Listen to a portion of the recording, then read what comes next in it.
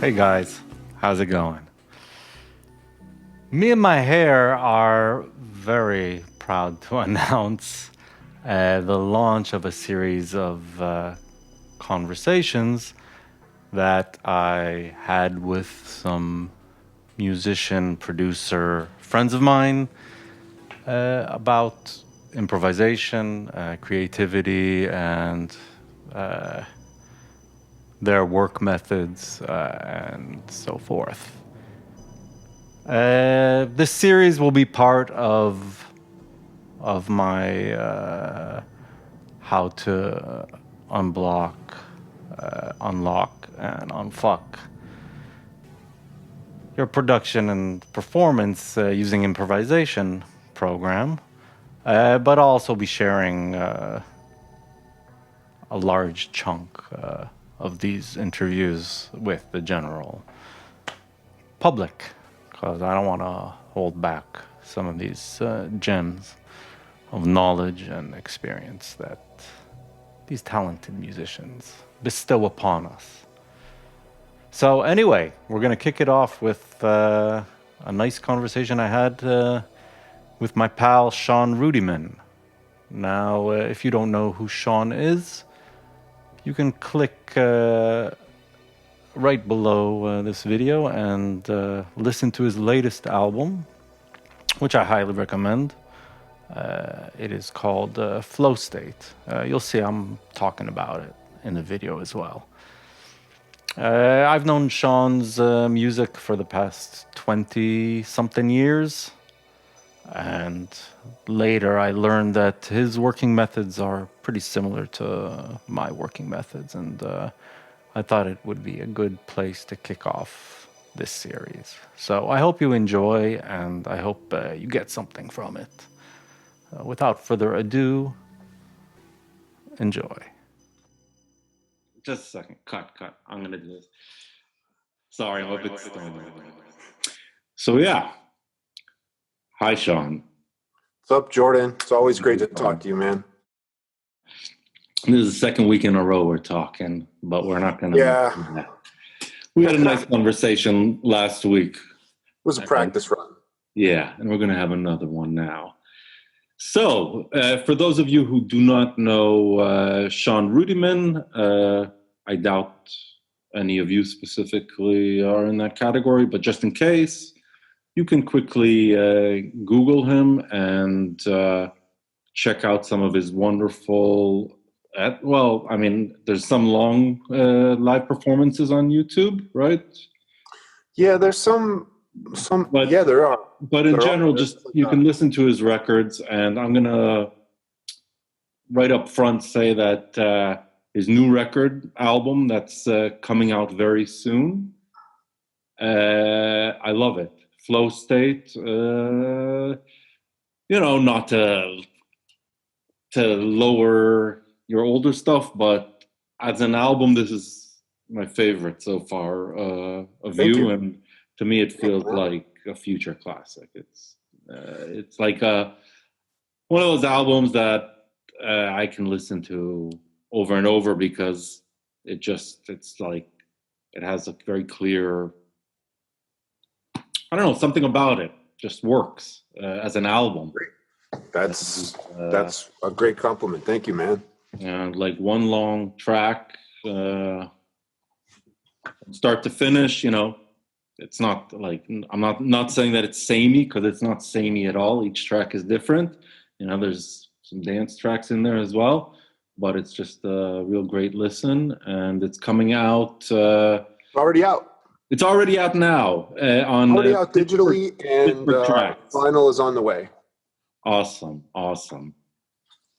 So if you want an introduction to Shawn Rudiman, how about start from his latest, which is that album?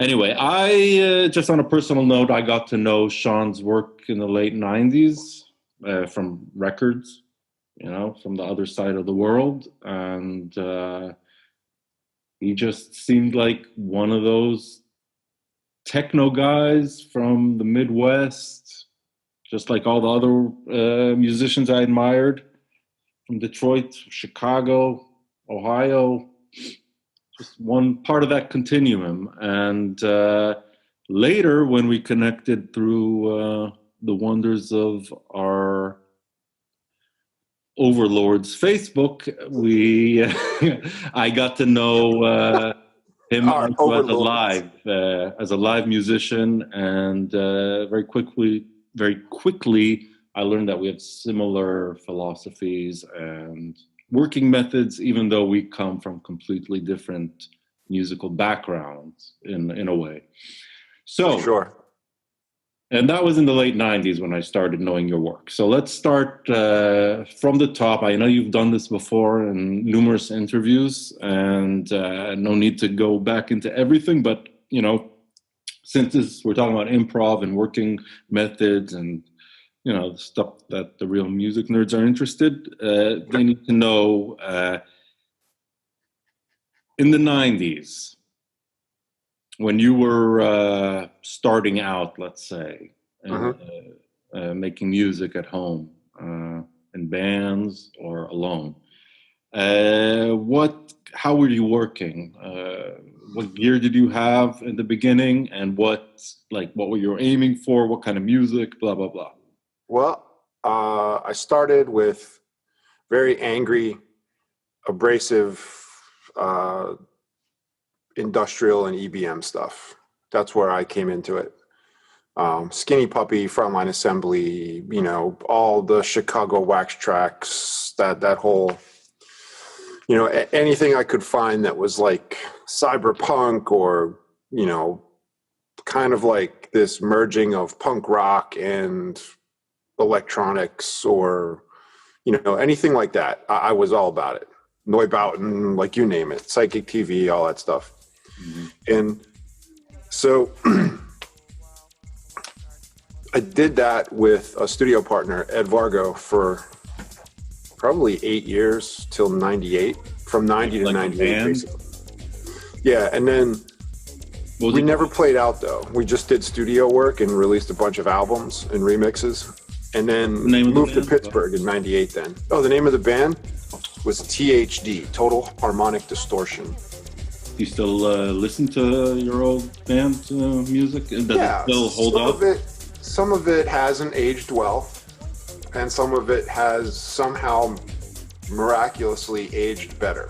And please tell me you were singing. I did sing, but it was like EBM singing. Yeah. So, you know, it's like you bury it under like 4 pedals worth of effects, and then I wasn't really confident. Style.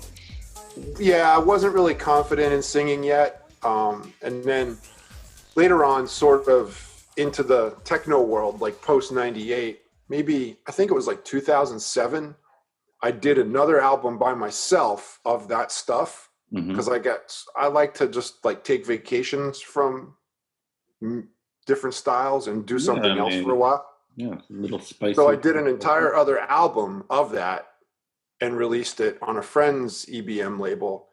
And it was very different because I finally felt comfortable singing and put it up front, more of like a pop level of vocal. I don't think I ever heard that. I'll have to send you a link. It's some pretty intensely structured songs. Under your own name, Shawn Rudiman? No, it's under the THD. Okay. And the album is called Evolution of Our Decay. Very classic industrial sounding, very heavily sequenced, like up and down, dynamic, verse, chorus, bridge, ABC kind of thing. Very hooky. Lots of no guitars. There are guitars, actually. Samples of guitars, or?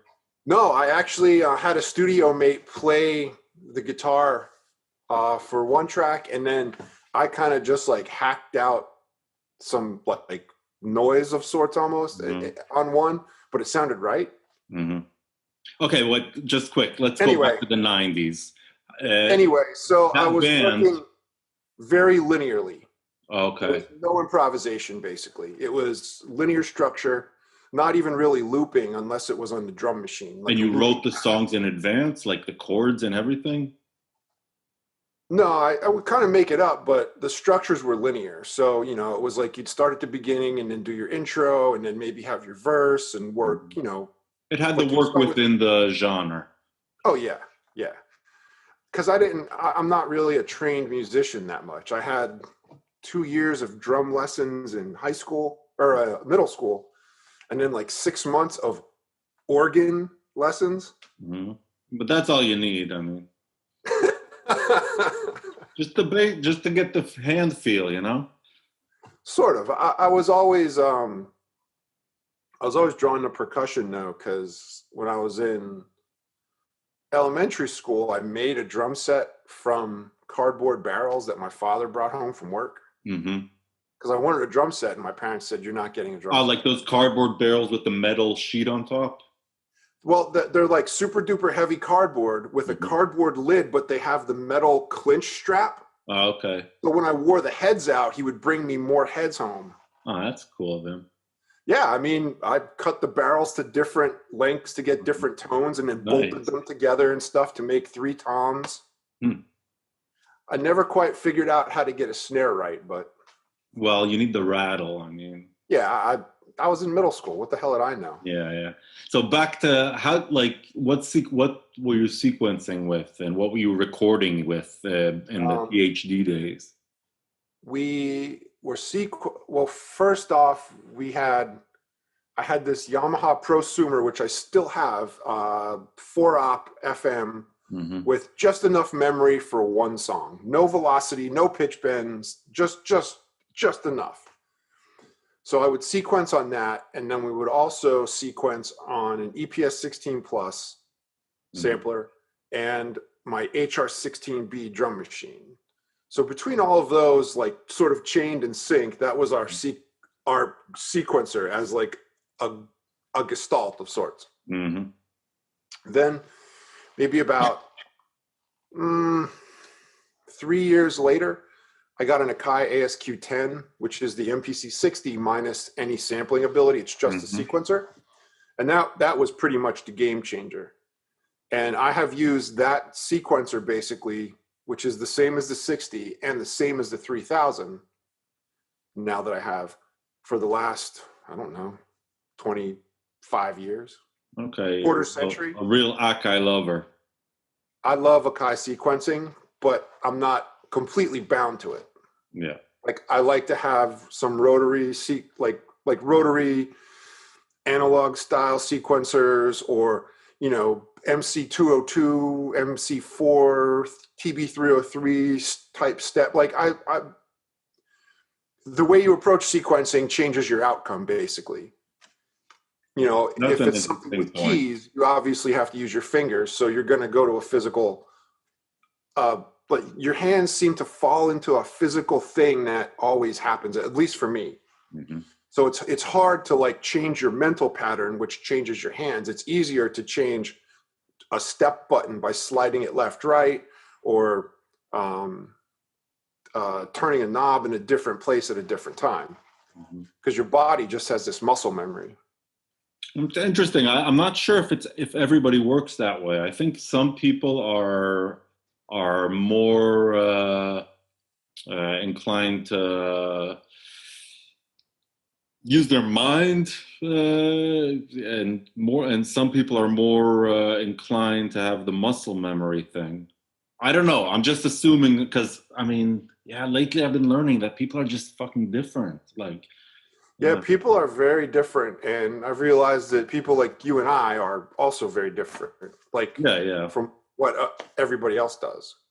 Well, not everybody, but I mean, yeah. At this point, most people, but I think people do what we do. They just don't realize that they're doing it. That was sort of what I did as well, because at the same time we were doing all this linear stuff, you know, verse, chorus, bridge, you know, typical song structures, as opposed to like a looping pattern where you kind of freestyle it. We would record the tracks for these after they were sequenced and arranged. We would do sort of the old school method of, we would record all the tracks in individually to a hard disk recording system and then mix in the hard disk.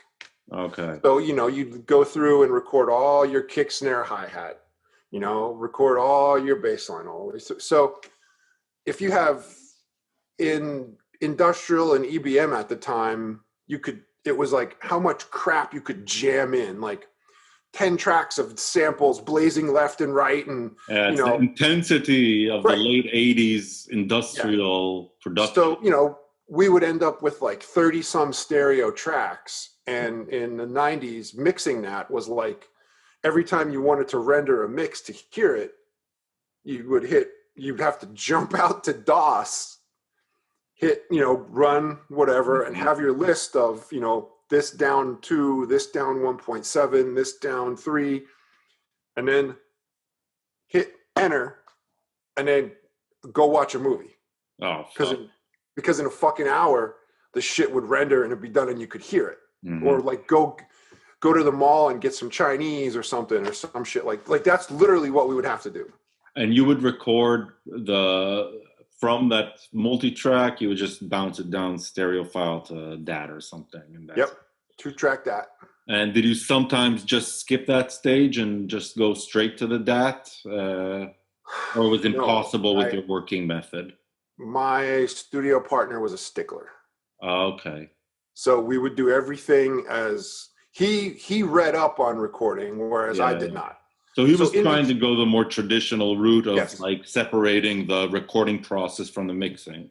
Yes. Wherein, most techno people basically mix, record, at the same time, mix and. Yep. But in between that, so I would, like, okay, we're queued up, let's go. And I would sit there and then I'd hook up something else, like the 808 and the 101 and the Jupiter 6 arpeggiator, or like the 606 or 303 or crap like that. And just kind of freestyle and dick around with the triggers and stuff while we were spending the entire weekend tracking stuff out. Yeah, yeah. And like you said, like I didn't even realize what I was learning or the skill of hooking it up and just messing around, because in my mind, that wasn't how you made legitimate electronic music. Yeah. It's like, no, I have to sequence it and it has to be this and it has to be right. So I never really took it seriously, but I really enjoyed it and just kept learning and learning and learning more. Mm-hmm. And eventually it definitely paid off, because that's kind of what saved my ass one night at a rave. Yeah. Before we get into the rave, like so you're this EBM dude, angry, sad, you wear black, you make angry industrial music. And then you walked into a rave one day and it just, no. Or like, how did you get involved in dance music? I mean, of course, EBM is dance music, but how did you get? I was about to say, how did you get into more funky dance music? But I mean, EBM is funky too. So let's say, how did you get more into techno, like Detroit techno world? How did you discover that? I always liked, I grew up loving synth pop and like freestyle stuff. So I always had like a penchant for like funky grooves or hooks. Mm-hmm. Even with the EBM stuff, it was always more on that line. Like, man, the bass line in this is really good, or the drums are really funky, not just. And then in like 92, I like dipped my toes in the rave scene for a while and thought it was fun. And another just like friend come and I party with us, kind of, and then you just. It wasn't even that. I didn't even, there was no drugs involved or anything. I just played 2 shows. I had an opportunity to play 2 shows. Mm-hmm. So a friend and I made like an entire album of like 92 like hardcore rave stuff. Really, really, really cheesy. And then we just happened to know the right people, and they're like, hey, we're throwing this big party at this university. We somehow scammed them. They're going to pay for it all. There's going to be like 4,000 people, et cetera, et cetera, et cetera. It's going to be at this Catholic university. They have no idea that. No, it was in Scranton. Okay. So dude, it was crazy. And we set up and, everything was on backing tracks. I played a couple lead lines over top and my friend played some drum pads, and it was absolute mayhem. And what was the brain? What machine was playing, doing the playback? The DAT player. Oh, okay. Everything, it was like 95% on DAT. Oh, okay. And then I played a couple lead lines and some samples. Mm-hmm. He played some drum opposite of what you do today, basically. It was like the complete inverse. But I get it. I mean, Jesus, So then I kind of dipped out of that, but it was like an interesting, hey, I'm kind of pop my head under the water, look around as long as I could hold my breath and come back up. Mm-hmm. And then somewhere around the mid to late 90s, I got really tired of EBM and industrial because it was it became a caricature of itself, worse and worse and worse and worse, and just went downhill, at least in my view. Yeah. Once it started to adopt rave stuff, I was like the worst of rave stuff. I was like, I'm out of here. This is garbage. And I started really getting into stuff like the Future Sound of London, or more kind of heady stuff. Yeah. And then was kind of I lived in the backwoods. I need to move to a city. So I moved to Pittsburgh and fell headfirst into the rave scene. Luckily, I met up with a now deceased friend who was militant about Detroit techno. Mm-hmm. He was like, fuck all that other garbage. That shit is fucking candy fluff. You want Detroit techno or basic channel, hard wax, that's the shit you want. Don't fuck with anything else. It's important to have friends like that. He was a fucking lunatic too. Mm-hmm. I mean, he ran this, it's almost like you could do a whole movie about him and the mayhem that happened at the record store we all worked at, that he and his wife owned, because it was High Fidelity is the G version of it. Mm-hmm. It was absolute insanity. But basically, he swayed me to do techno. And then I started a label with him then. Mm-hmm. We did 3 records on that. And then me and some other friends and started Techno. Yeah. Right after that fell apart. So. Okay. I came into techno, I would say the first time I really heard it was the first party I played in Pittsburgh was with John Selway, Christian Smith, Mark Gage, Vaporspace, Alexi Delano, and there was one other dude. But basically, they played a lot of Detroit and Chicago records, along with the Swedish stuff. What, it's 97, 98? 98. Yeah. And I was like, where have I been? This is exactly where I need to be. This is it, right here. Because it was hard, but it wasn't just Robert Armani, bong, bong, bong. It was hard, but it was funky. There were chords. They played Star Dancer, and that shit fucking ruined my world forever. I was like, I don't know what this is, but this is the best song I've ever heard. And still to this day, 25 years later, I'm like, yeah, it's one of the best songs I've ever heard. I miss that feeling.